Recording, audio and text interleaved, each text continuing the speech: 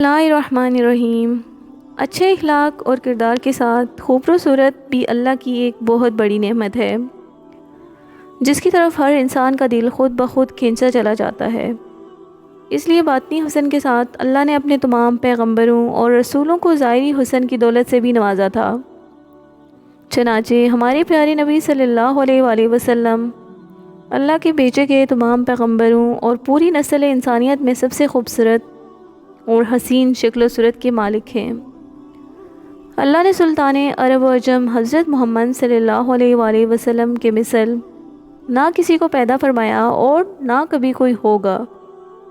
حضور صلی اللہ علیہ وآلہ وسلم اپنی خوبیوں، کمالات اور ظاہری خصوصیات میں ایسی یکتا مثال ہیں کہ اس میں آپ کا کوئی شریک ہی نہیں ہے۔ امام قرطبی نے نقل کیا ہے کہ اللہ تعالیٰ نے نبی صلی اللہ علیہ وآلہ وسلم کا مکمل حسن و جمال دنیا میں ظاہر نہیں فرمایا۔ اگر حضور صلی اللہ علیہ وآلہ وسلم کا مکمل حسن ظاہر کر دیا جاتا تو کسی میں حضور صلی اللہ علیہ وآلہ وسلم کی طرف دیکھنے کی صلاحیت نہ ہوتی۔ اللہ نے اپنے محبوب نبی کو جمال عطا فرمایا تھا۔ دراصل حسن صرف رنگ کی سفیدی، جاذبیت اور ظاہری بناوٹ کے خوبصورت ہونے کو کہتے ہیں، جبکہ جمال پورے جسم کے تمام اعضاء کا درست ہونا اور جسم کے تمام حصوں کے پرفیکٹ ہونے کو کہا جاتا ہے کہ اس سے آگے پرفیکشن کا کوئی تصور ہی نہ ہو۔ لہٰذا اللہ نے محمد صلی اللہ علیہ وآلہ وسلم کو حسن اور جمال دونوں میں اعلیٰ ترین مقام عطا فرمایا تھا، اور جسے ہم پرفیکٹ پرسنالٹی کہہ سکتے ہیں۔ اس حقیقت کو شاعر مشرق علامہ اقبال نے یوں بیان کیا ہے کہ دنیا کے ہر رنگ و بو میں جہاں بھی نظر دوڑائیں، اس کی مٹی سے جو بھی حسن چمک ظاہر ہوتی ہے وہ یا تو محمد صلی اللہ علیہ وآلہ وسلم کے نور سے چمک دمک رہتی ہے یا ابھی تک محمد صلی اللہ علیہ وآلہ وسلم کی تلاش میں ہے۔ احادیث کی کتابوں اور صحابہ کرام کے اقوال سے یہ پتہ چلتا ہے کہ حضور صلی اللہ علیہ وآلہ وسلم کے جسم مبارک کے تمام حصوں میں مکمل تناسب پایا جاتا ہے۔ اللہ نے اپنے محبوب کو تمام عیب اور نقص سے پاک رکھا تھا۔ حضور صلی اللہ علیہ وآلہ وسلم سر سے پاؤں تک ایک مثالی شخصیت تھے۔ صحابہ کرام ہمیشہ حضور صلی اللہ علیہ وآلہ وسلم کی ظاہری شخصیت اور تعریفی کے مداح اور شاعری کرتے تھے، جو تاریخی کتابوں میں بھری پڑی ہیں، جن میں شاعر اسلام حضرت حسان بن ثابت رضی اللہ تعالیٰ عنہ کا ایک مشہور شعر ہے، جس کا ترجمہ کچھ یوں ہے: یا رسول اللہ صلی اللہ علیہ وآلہ وسلم، آپ سے زیادہ حسن و جمال میری آنکھوں نے کبھی نہیں دیکھا، اور آپ سے زیادہ جمیل اور خوبصورت کسی نے جنا ہی نہیں۔ حضرت ابو ہریرہ رضی اللہ تعالیٰ عنہ، انس ابن مالک، عبداللہ ابن عمر، کعب بن مالک، جابر بن عبداللہ اور برا بن عازب رضی اللہ تعالیٰ عنہ نے حضور صلی اللہ علیہ وآلہ وسلم کی خوبصورتی اور جسمانی بناوٹ اور حلیہ کو جس طرح بیان کیا ہے، اگر ان تمام روایتوں اور اقوال کو ایک جگہ جمع کیا جائے تو وہ کچھ یوں ہے: حضور صلی اللہ علیہ وآلہ وسلم کے جسم مبارک کا رنگ گورا سفید تھا، گویا ایسا معلوم ہوتا تھا کہ آپ کا بدن چاندی سے ڈھال کر بنایا گیا ہو۔ حضور صلی اللہ علیہ وآلہ وسلم کا جسم نہایت ہی نرم اور نازک، جس سے ایک خاص قسم کی خوشبو آتی تھی۔ صحابہ کہتے ہیں کہ حضور صلی اللہ علیہ وآلہ وسلم کے جسم کی خوشبو سے اچھی ہم نے کبھی خوشبو نہیں سونگھی، یہاں تک کہ حضور صلی اللہ علیہ وآلہ وسلم کے جسم مبارک سے گرنے والے پسینے کو ہم جمع کر لیا کرتے اور اسے بطور عطر استعمال کرتے تھے۔ لہٰذا حضرت انس کی والدہ بی بی ام سلیم رضی اللہ تعالیٰ عنہ حضور صلی اللہ علیہ وآلہ وسلم کے لیے ایک چمڑے کا بستر بچھا دیتی تھیں، اور حضور صلی اللہ علیہ وآلہ وسلم اس پر لیٹ کر آرام فرمایا کرتے تھے۔ لہٰذا آپ کے جسم مبارک کے پسینے کو وہ ایک شیشی میں جمع فرما لیتی، پھر اسے ایک خوشبو میں ملا لیا کرتی۔ اس لیے حضرت انس نے وصیت کی تھی کہ میری وفات کے بعد میرے بدن اور کفن میں وہی خوشبو لگائی جائے جس میں حضور صلی اللہ علیہ وآلہ وسلم کے جسم مبارک کا پسینہ ملا ہوا ہو۔ حضور صلی اللہ علیہ وآلہ وسلم سر کے بال رکھنا پسند فرماتے تھے۔ آپ صلی اللہ علیہ وآلہ وسلم ہمیشہ پٹے رکھا کرتے تھے، کبھی آپ کے بال کانوں تک رہتے، کبھی کانوں کی لو تک اور کبھی کندھوں کے قریب تک رہتے۔ اگر سر کے بالوں میں مانگ نکل آتی تو اسے رہنے دیتے، ورنہ مانگ نکالنے کی کوشش فرماتے۔ حضور صلی اللہ علیہ وآلہ وسلم اپنے سر اور داڑھی میں ایک روز درمیان دے کر کنگھا کیا کرتے تھے۔ آپ اکثر سر میں تیل لگاتے اور سر پر ایک کپڑا ڈال لیا کرتے۔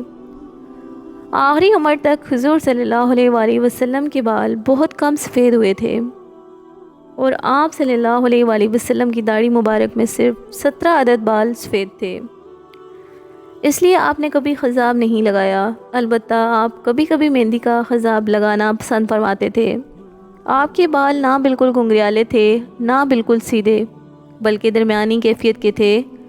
حضور صلی اللہ علیہ وآلہ وسلم نے حجۃ الوداع میں جب اپنے بال اتروائے تو صحابہ نے بطور تبرک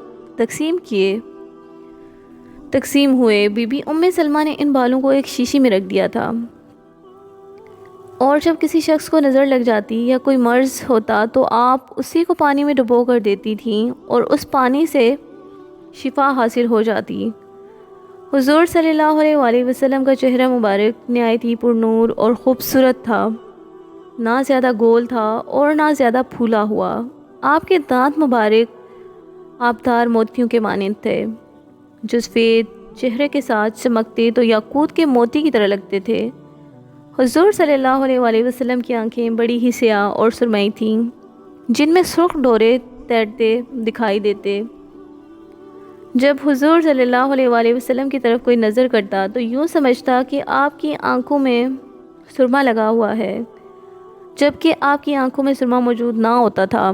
پیشانی مبارک کشادہ تھی، بوئیں باریک اور گھنی تھی، اور دونوں بوئیں اس قدر قریب تھیں کہ دور سے دونوں ملی ہوئی معلوم ہوتی تھیں، اور ان دونوں بوؤں کے درمیان ایک رگ تھا جو غصے کے وقت بڑھ جاتا تھا۔ آنکھوں کی پلکیں گھنی اور دراز تھیں۔ اللہ نے حضور صلی اللہ علیہ وآلہ وسلم کو ایسا معجزہ عطا فرمایا تھا کہ ان مقدس آنکھوں سے آپ ایک ہی وقت میں آگے پیچھے، دائیں بائیں، اوپر نیچے، دن رات، اندھیرے اجالے میں بھی یکساں دیکھ لیتے تھے۔ حضور صلی اللہ علیہ وآلہ وسلم کی ناک نہایت ہی خوبصورت، اونچی اور حمیدہ تھی۔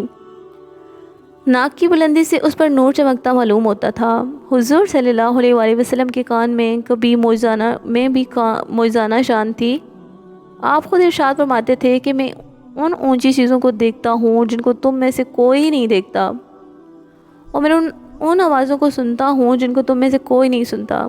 پیارے نبی صلی اللہ علیہ وآلہ وسلم کے رخسار مبارک نرم اور نازک تھے، یہاں تک کہ آپ صلی اللہ علیہ وآلہ وسلم جب گفتگو کرتے تو آپ کے دونوں گال ہموار ہو جایا کرتے۔ حضور صلی اللہ علیہ وآلہ وسلم کی گردن نہایت ہی معتدل، سرائی دار اور سڈول تھی، جو خوبصورتی اور صفائی میں نہایت ہی بے مثل تھی۔ حضور صلی اللہ علیہ وآلہ وسلم کی مقدس ہتھیلیاں چوڑی، گوشت سے بری ہوئی، کلائیاں لمبی، بازو دراز، جبکہ ہتھیلیاں نہایت ہی نرم اور نازک تھیں، جس سے ایک خاص قسم کی خوشبو آتی تھی۔ چنانچہ جس شخص سے آپ مصافحہ فرماتے وہ دن بھر اپنے ہاتھوں کو خوشبودار پاتا۔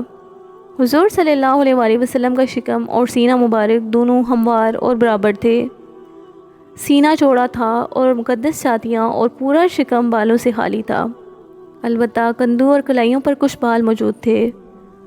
آپ نہ زیادہ لمبے قد والے تھے اور نہ ہی چھوٹے قد کے، بلکہ آپ کا قد میانہ تھا۔